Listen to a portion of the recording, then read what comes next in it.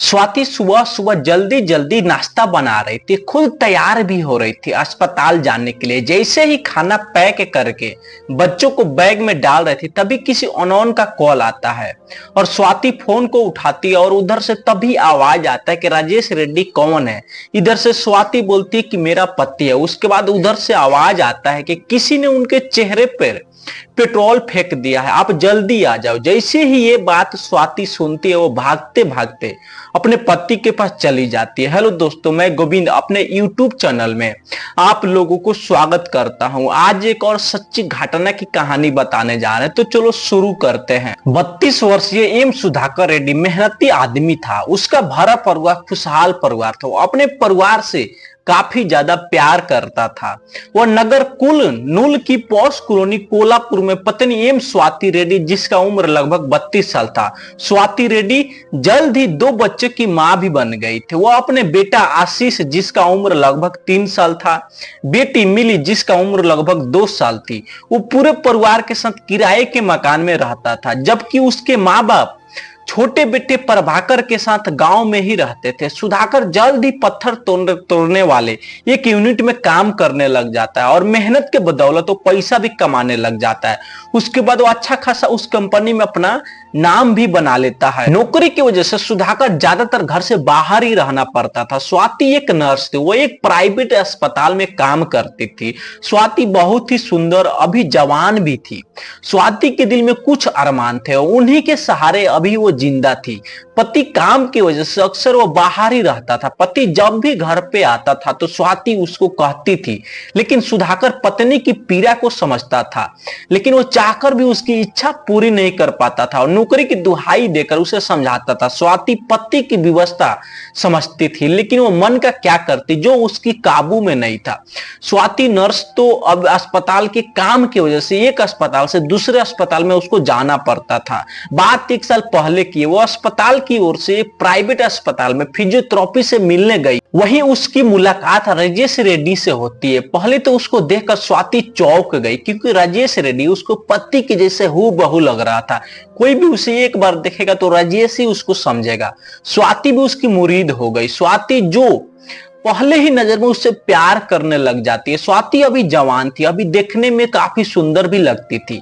M Reddy भी उसको देखकर सपनों को दिल की रानी बना लिया था। स्वाति तो अपना काम करके चली आई थी, लेकिन अपना दिल राजेश के पास ही छोड़कर आई थी। इसके बाद स्वाति किसी न किसी बहाने उससे मिलने लगे थे और मिलते मिलते इन दोनों के बीच कब प्यार हो जाता है इन दोनों को पता ही नहीं चलता। राजेश रेड्डी, जिसका उम्र लगभग 27 साल था, वो अपने माता पिता के साथ कोल्हापुर में ही रहता था और वो अपने माता पिता का इकलौता लाडला। राजेश रेड्डी संपन्न परिवार से था। उसका माँ बाप का सपना था कि उसका लड़का डॉक्टर बने। राजेश रेड्डी भी काफी मेहनत करता था, लेकिन वो डॉक्टर तो नहीं बन पाया, लेकिन फिजियोथेरेपिस्ट जरूर बन पाया और एक प्राइवेट अस्पताल में काम करने लगा। राजेश रेड्डी कुंवारा था, लेकिन स्वाति रेड्डी शादीशुदा थी और 2 बच्चे की मां भी थी। उसके बाद भी उसको कुछ फर्क नहीं पड़ता था और वो अपने आशिक के साथ घूमने लगी। राजेश रेड्डी के पास स्कूटी और कार भी थे। एक समय ऐसा भी आया कि स्वाति जब तक राजेश रेड्डी से बात नहीं करती तब तक वो खाना भी नहीं खाती थी। धीरे धीरे इन दोनों का प्यार गहरा होता गया। स्वाति जब भी उसको मन करता था वह उसको अपने कमरा पे बुला लेती थी और राजेश रेड्डी से मिलकर चला जाता था। स्वाति खुला पंछी बन गई। सुधाकर जितने दिन घर पे बाहर रहता था, स्वाति राजेश को बुला लेती थी। इन दोनों का लुका छिपी का खेल लगातार 2 सालों तक चलता रहा।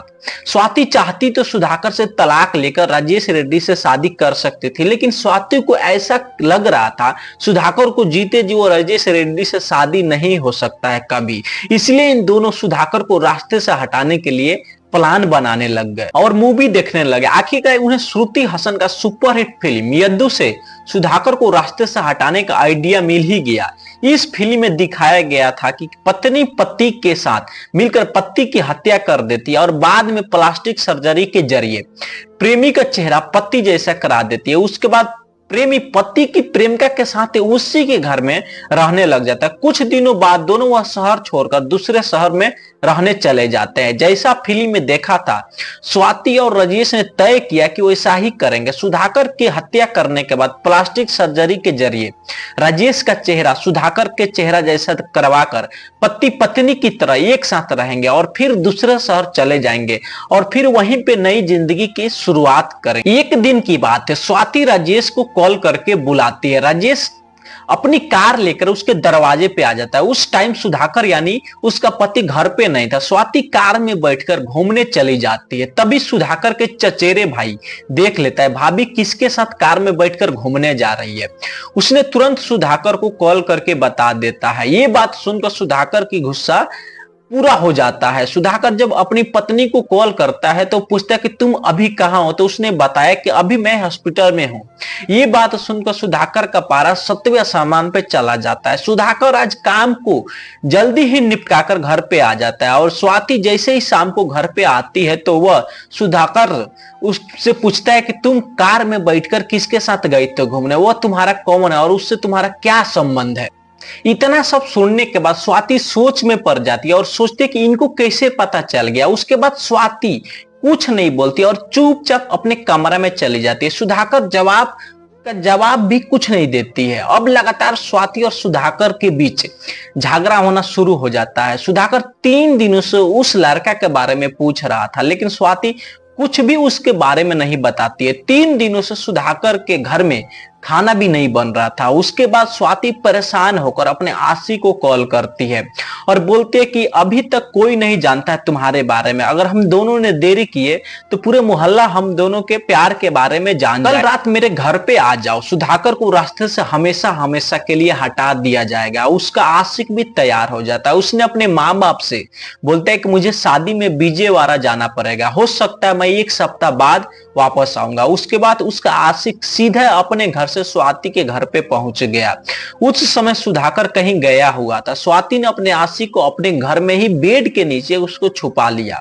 उस दिन पूरा दिन स्वाति और सुधाकर के बीच बहस होता रहा लेकिन स्वाति ने उसको कुछ नहीं बताया और ना ही ये बताया कि उसका क्या संबंध है उस लड़का के साथ। स्वाति डर भी रही थी कि कहीं राजेश जान जाएगा तो उस घर में छुपा है तो पूरा क्यामत ही आ जाएगा। कैसे भी करके रात होने का स्वाति इंतजार करने लगी। रात के समय सब कोई खाना खाकर सोने चला गया। 26 नवंबर की सुबह 2 बजे के आसपास स्वाति जागी। दबे पांव बिस्तर से उतरकर उसने बेड के नीचे छिपे राजेश को उठाया। उसके बाद पर्स से एनेस्थेसिया का इंजेक्शन निकाला और राजेश की मदद से सुधाकर को गर्दन पे लगा दिया।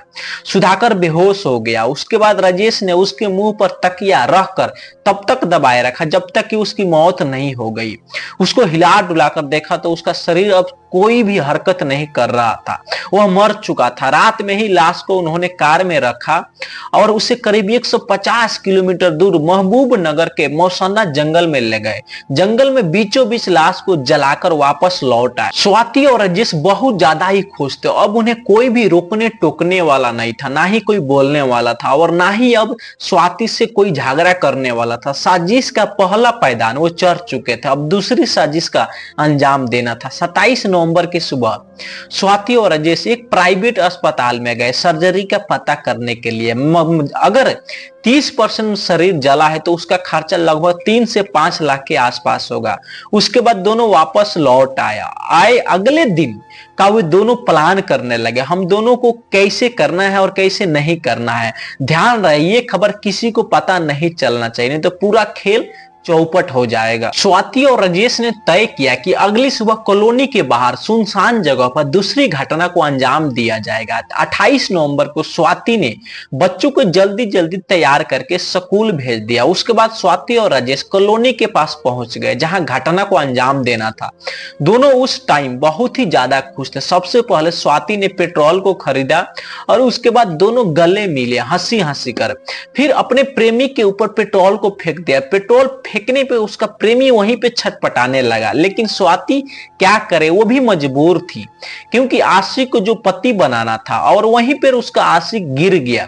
उसके बाद स्वाति अपने कमरा पे आती है और अपने सास ससुर को कॉल करके बताती है किसी ने सुधाकर के ऊपर पेट्रोल फेंक दिया, मैं उसको अस्पताल भर्ती कराने जा रहा हूं। उसके बाद सुधाकर के घर में कोहराम मच गया और रोना धोना शुरू हो गया। उसके बाद राजेश रेड्डी को जिला अस्पताल में भर्ती कराया गया और फिर डॉक्टरों ने उसको मरहम पट्टी कराया गया और उसका हालत को देखकर उसको हैदराबाद रेफर कर दिया गया। स्वाति पति को लेकर हैदराबाद पहुंची, जहां उसने जाने माने अपोलो अस्पताल में भर्ती कराया गया। दूसरी ओर उसके भाई ने थाना नगर कुल नूल में उस पर हुए हमले की अज्ञात के खिलाफ रिपोर्ट दर्ज करवा दिया।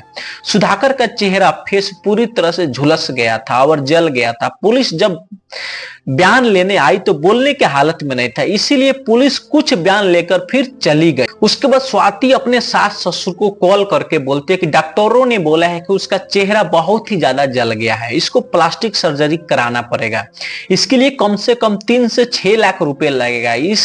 उसके सास ससुर बोलते हैं कि जितना रुपए लगता है तुम लगाओ, पैसा का टेंशन मत करना, पैसा का इंतजाम हो जाएगा। उसके बाद स्वाति बोल देती है प्लास्टिक सर्जरी करने के लिए। लेकिन जब से सुधाकर अस्पताल में भर्ती हुआ था तब से वह कुछ ना कुछ ऐसा हरकत कर रहा था कि सबसे पहले जब उसके माता पिता आए तो वो अपने बेटे को देखकर चौंक गए, क्योंकि उसका बेटा लग ही नहीं रहा था। लेकिन वो फिर सोच रहे थे कि हो सकता है मरहम पट्टी हुआ इसलिए पहचान में नहीं आ रहा। और तो और सुधाकर किसी को पहचान भी नहीं कर पा रहा था। घर वाले सोच रहे थे कि चोट लगने की वजह से याददाश्त लग रहा है चला गया है। इन सब होने के बाद भी उसका बाप नजरअंदाज कर रहा था। एक दिन स्वाति जब कुछ काम की वजह से जब बाहर गई थी तभी अस्पताल में खाना देने वाला आया और उस दिन खाना मटन सूप बना था। तभी सुधाकर बोलता है कि तुम्हें यह पता नहीं है कि मैं मांसाहारी नहीं बल्कि शाकाहारी खाना खाता हूं।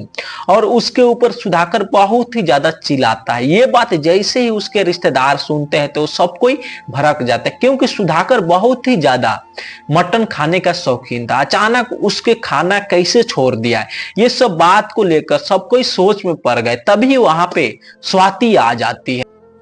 लेकिन उस टाइम उसके सास ससुर कुछ नहीं बोलते और चुपचाप चले जाते हैं और अपने सभी रिश्तेदारों से राय विचार करके अगले दिन सब कोई फिर अस्पताल में आ जाता है। और लाइन में खड़े होकर जब सुधाकर से पूछा जाता है कि ये कौन है और कहां रहते हैं और तुम्हारे क्या लगेंगे, सबको देखकर राजेश रेड्डी घबरा जाता है, क्योंकि उसने तो पहली बार इन लोगों को देखा था। वो कुछ बोलता ही नहीं है। अब उसके बाप को पूरा का पूरा यकीन हो जाता है कि ये मेरा बेटा नहीं है बल्कि कोई और है। उसके बाद ये लोग कुछ समझ ही नहीं रहे थे कि क्या करे और क्या नहीं करे, किसके पास जाया जाए और किसके पास नहीं जाया। तभी उनके पास एक और उधर से आवाज आता है कि जिसको इलाज करवा रहे वो तुम्हारा दुश्मन है, वही तुम्हारे बेटे का खून किया है। ये बात सुनकर सुधाकर के पिता को पैर तले जमीन खिसक जाती है। फिर सोचते कि कैसे कोई किसी का जान लेकर उसकी जगह ले सकता है और भला ऐसा वह क्यों करेगा। इतना सब हो जाने के बाद उसके छोटा भाई अपने माता पिता को लेकर थाना पहुंच गया और उसने सारी सच्चाई थाना प्रभारी को बता दिया। उसके बाद थाना प्रभारी ने सब कुछ उसका मंगवा लिया, आधार कार्ड, पैन कार्ड, पासपोर्ट। थाना प्रभारी भी सोच में पड़ गए कि जिस इंसान को घर वाले ही नहीं पहचान पा रहे हैं, भले दूसरा कैसे पहचान सकता है। उनके जीवन में ऐसा केस पहली बार ही मिला। उसके बाद थाना प्रभारी पूरी टीम के साथ एक मीटिंग रखते हैं और मीटिंग खत्म करने के बाद पता चला कि आधार कार्ड के फिंगरप्रिंट से पता चल जाएगा। अगर वह सुधाकर रेड्डी होगा तो उसका आधार कार्ड मैच करेगा और सुधाकर रेड्डी नहीं होगा तो उसका आधार कार्ड मैच नहीं होगा। तभी थाना प्रभारी अपनी पूरी टीम के साथ अस्पताल पहुंच गया और जब उसका फिंगरप्रिंट चेक किया जाता तो उसका फिंगर मैच ही नहीं कर रहा था। बाकी किसी राजेश रेड्डी का आधार कार्ड का नाम खुल गया। इससे पूरा मामला साफ हो गया। थाना प्रभारी ने यह बात जब एसपी कमलेश्वर को बताई तो वो समझ गए कि अस्पताल में सुधाकर रेड्डी नहीं बल्कि राजेश रेड्डी इलाज करवा रहा है।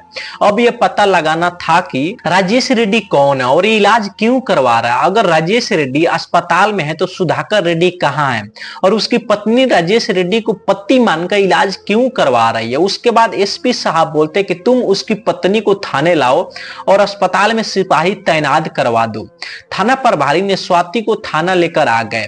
जब उससे पूछताछ किया गया तो पहले स्वाति इधर उधर की बातों में उलझा रखी थी, लेकिन दबाव डालने के बाद स्वाति टूट जाती है और डर जाती है और पूरी घटना की कहानी थाना प्रभारी को बता दिया। उसके बाद जंगल जाकर जली लाश को थाना प्रभारी लाकर उसको पोस्टमार्टम के लिए भेज देते हैं। जैसे ही ये खबर सुधाकर के माता पिता को चलता है तो वो लोग भी सदमे में चले जाते हैं और उसके बाद जो वे लोग इलाज के लिए पैसा लगा रहे थे वे मना करके अपने अपने घर वापस लौट आते हैं। स्वाति और राजेश की साजिश का खुलासा होने के बाद 10 दिसंबर 2017 को पुलिस ने एम सुधाकर रेड्डी की हत्या के आरोप में उसकी पत्नी एम स्वाति रेड्डी को गिरफ्तार कर लिया गया।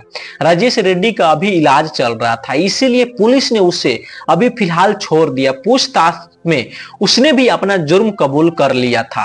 राजेश के इलाज का खर्चा लगभग 5 लाख आया था, जिसमें से सुधाकर के मां बाप ने बेटा समझकर 1.5 लाख रुपए अस्पताल में जमा करवा दिया। सच्चाई का पता चलने के बाद बाकी रकम उन्होंने जमा नहीं किए। अब बाकी पैसे राजेश से मांगे जा रहे हैं। पुलिस को उसके स्वस्थ होने का इंतजार था ताकि स्वस्थ होते ही उसे गिरफ्तार किया जा सके। स्वाति अभी जेल में बंद है, बल्कि राजेश रेड्डी का अभी इलाज चल रहा है। स्वाति ने जो सोचा था वो भी नहीं हुआ और ना ही अपनी दूसरी दुनिया बसाई प्रेमी के साथ मिलकर, बल्कि पति भी हाथ से गया और आशिक भी, और अब पूरी जिंदगी जेल में काटना पड़ जाएगा।